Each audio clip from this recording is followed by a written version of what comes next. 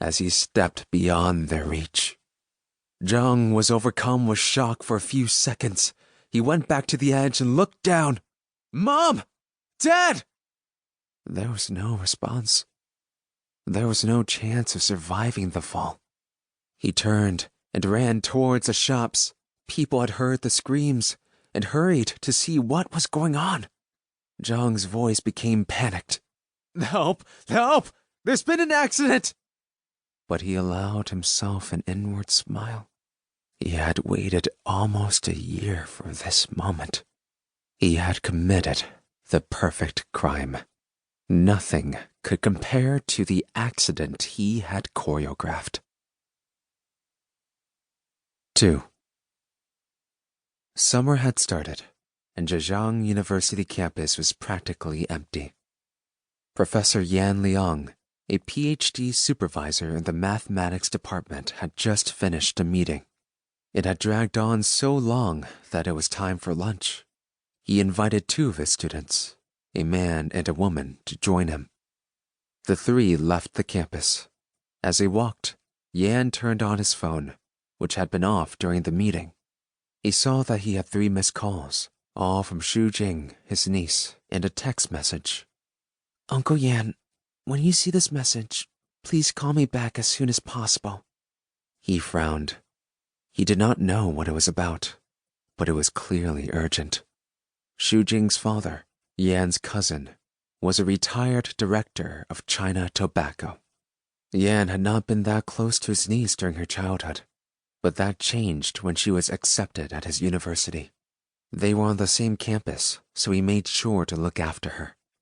It was on one of her visits to his office that Xu Jing had met Zhang Dongsheng, a mathematics student. He was Yan's favorite student, and so Yan was delighted when Zhang and Xu got married. He felt like he was not just Xu Jing's uncle, but her matchmaker. But every time he thought of how Zhang had wasted his talent by becoming a school teacher, Yan sighed inwardly. Zhang was a star student.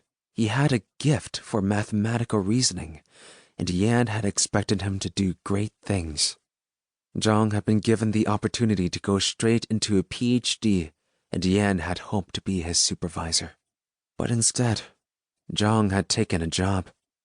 When Yan had tried to persuade him to consider further study, Zhang explained that his family could not afford any more debt.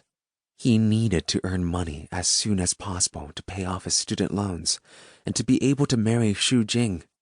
Not long after that, Xu had used family connections to get a job at China Tobacco, and Zhang had found a job teaching maths at a middle school in Ningbo. Just as Yan was about to text Xu back, the male student said, "That old person looks as if she's injured." Yan stopped what he was doing, and they rushed to help. An old woman was lying on the pavement at the corner. There was blood on her hands and her knee. She clutched her leg and wailed. Yan was about to help her, but the student stopped him. "Wait a minute, Professor Yan." "Why?" He whispered in Yan's ear. "Haven't you read the news? A lot of people are pretending to hurt themselves, and then they accuse a person who helps them of injuring them in the first place. Then you have to pay them compensation." "Yeah, you shouldn't get involved," the female student agreed. The old woman heard what they were saying and extended her hand to Yan.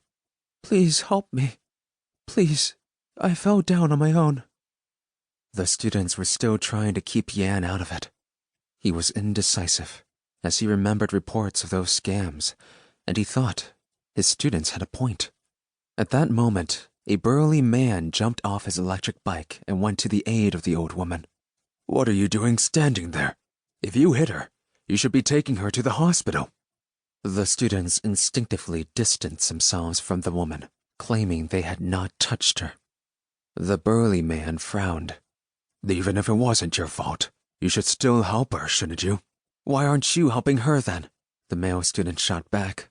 "Me?" It took a moment for him to resume his self-righteous attitude. "I have to get to work. Otherwise, I would be helping her already." He spotted the university badge around Yan's neck and clucked his tongue. "You call yourself a teacher?" "Yes, I'm a teacher."